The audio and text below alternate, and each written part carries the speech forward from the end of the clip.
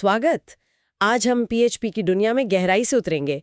Assignment on click के लेख PHP शुरुआती से विशेषज्ञ तक के आधार पर। पीएचपी ये नाम वेब डेवलपमेंट में काफी सुना जाता है ना? स्रोत बताता है कि ये एक सर्वर साइड स्क्रिप्टिंग भाषा है। हाँ बिल्कुल। सर्वर साइड मतलब कोड सर्वर पर चलता है, यूजर के कंप्यूटर पे नहीं।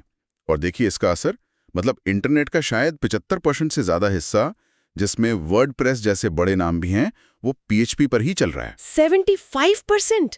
ये तो बहुत बड़ा आंकड़ा है। तो ऐसा क्या खास है इसमें? हाँ, और एक बड़ी बात यह है कि ये ओपन सोर्स है, मतलब इस्तेमाल करने के लिए मुफ्त है। और इसकी खूबी है कि ये HTML के साथ बहुत आसानी से मिल जाती है। अच्छा, HTML के साथ मिल जाती है? मतलब डायनामिक वेबसाइट बनाने के लिए। बिल्कुल, स्टैटिक पेजों में जान डालने के लिए। और कहता है कि इसे सीखना भी बाकियों के मुकाबले आसान है। ठीक है, तो अगर कोई शुरू कर रहा है तो कोड दिखता कैसा है इसका? स्रोत में सिंटैक्स के बारे में कुछ बताया है? हाँ। PHP कोड हमेशा .php से शुरू होता है और .php पर खत्म होता है। इसी के बीच सारा कोड लिखते हैं। और डेटा कैसे रखते हैं? वेरिएबल्स वगैरह? वेरिएबल्स होते हैं जो $साइन से शुरू होते हैं, जैसे $नाम, $एज। और इनमें आप टेक्स्ट रख सकते हैं, जिसे स्ट्रिंग कहते हैं, या नंबर मतलब इंटीजर, फ्लोट। और हाँ, वो सही गलत वाले भी होते हैं ना, बूलियन। हाँ, बूलियन, ट्रू, फॉल्स।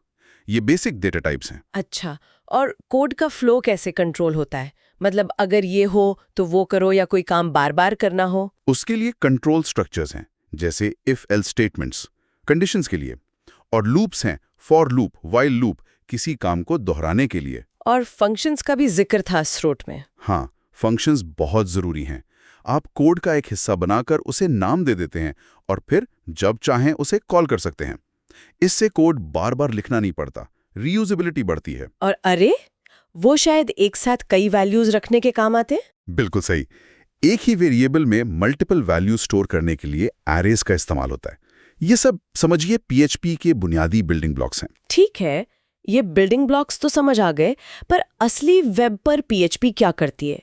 जैसे मान लीजिए वेबसाइट पर कोई फॉर्म भरता है, तो उसका डेटा? हाँ, ये पीएचपी की एक बहुत बड़ी ताकत है, वेब फॉर्म से डेटा लेना। इसके लिए पीएचपी में खास वेरिएबल्स होते हैं, $गेट और $पोस्ट। $गेट और $पोस्ट, इनमें क्या फर्क है? देखिए, $गेट यूज होता है जब डेटा यूआरएल के जरिए भेजा जाता है, जो दिखता है।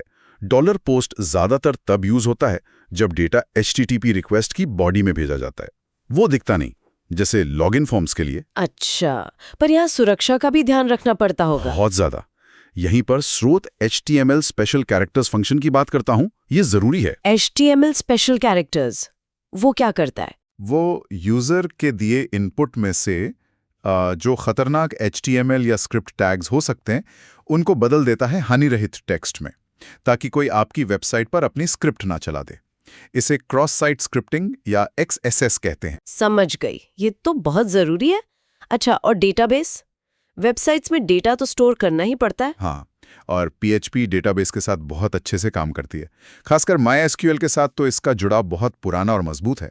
तो MySQL से कनेक्ट करने के लिए क्या इस्तेमाल होता है? 2 तरीके ज्यादा चलते हैं, MySQLi एक्सटेंशन और PDO। MySQLi और PDO, इनमें से बेहतर कौन सा है? स्रोत PDO को ज्यादा लचीला बताता है। मतलब PDO के साथ आप सिर्फ MySQL ही नहीं, बल्कि दूसरे डेटाबेसेस जैसे Postgres या SQLite से भी आसानी से जुड़ सकते हैं, कोड में ज्यादा बदलाव किए बिना। और डेटाबेस के साथ सुरक्षा? सुना है SQL इंजेक्शन का खतरा रहता है। हाँ, रहता है। SQL इंजेक्शन तब होता है जब कोई हमलावर आपके SQL कमांड में अपना कोड डाल दे। इससे बचने का सबसे अच्छा तरीका है प्रीपेड स्टेटमेंट्स का इस्तेमाल करना। PHP और MySQLi दोनों में ये सुविधा है। ठीक है, और जैसे यूजर लॉगिंग रहता है कई पेजों पर, वो कैसे होता है? सेशंस और कुकीज? हाँ, उसके लिए PHP में सेशंस और कुकीज मैनेज करने के तरीके हैं। सेशंस सर्वर पर जानकारी रखता है, कुकी यूजर के ब्राउजर में। इनसे यूजर का स्टेट बनाए रखने में मदद मिलती है। ये तो हुई बेसिक और इंटरमीडिएट बातें, पर जब प्रोजेक्ट्स बहुत बड़े और जटिल हो जाते हैं तब PHP कैसे मदद करती है? स्रोत में OOP का जिक्र था। हाँ, ऑब्जेक्ट ओरिएंटेड प्रोग्रामिंग यानी OOP। ये कोड को ऑर्गेनाइज करने का एक तरीका है। इसमें हम कोड को ऑब्जेक्ट्स में बांट देते हैं। ऑब्जेक्ट्स मतलब? समझिए कि हर चीज एक ऑब्जेक्ट है। जी जैसे एक यूजर ऑब्जेक्ट, एक प्रोडक्ट ऑब्जेक्ट। जी। हर ऑब्जेक्ट की अपनी प्रॉपर्टीज, जैसे यूजर का नाम, ईमेल, और मेथड्स जैसे यूजर का लॉगिन करना होते हैं। जी। ये ऑब्जेक्ट्स क्लास नाम के टेम्पलेट या ब्लूप्रिंट से बनते हैं।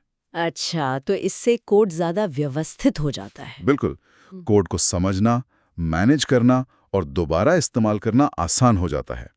इनहेरिटेंस जैसी चीजें भी होती हैं जिनसे एक क्लास दूसरी क्लास की प्रॉपर्टीज ले सकती है।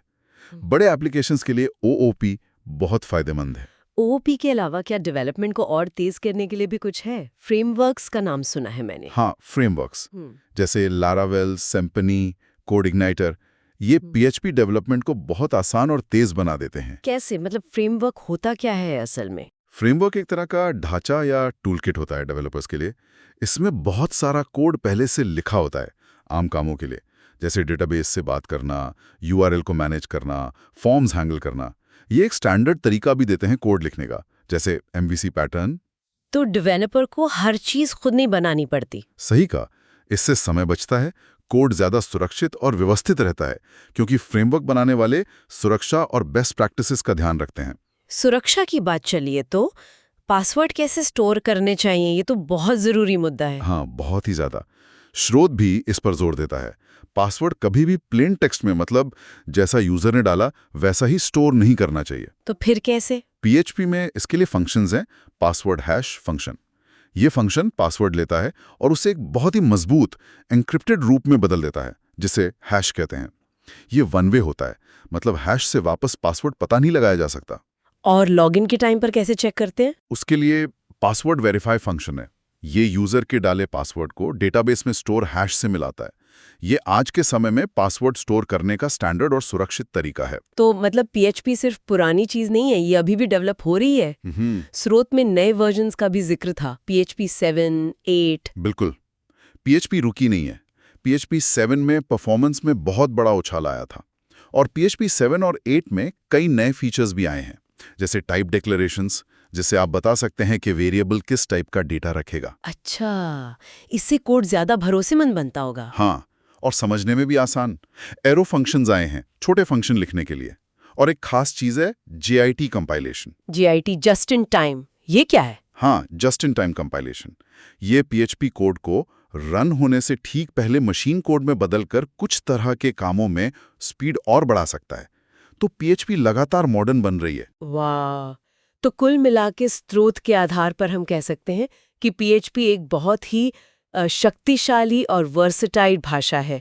मतलब इसमें बहुत कुछ है, बेसिक से लेकर ओप, फ्रेमवर्क्स और नए फीचर्स तक। सही कहा, ये आज भी वेब डेवलपमेंट का एक अहम हिस्सा है।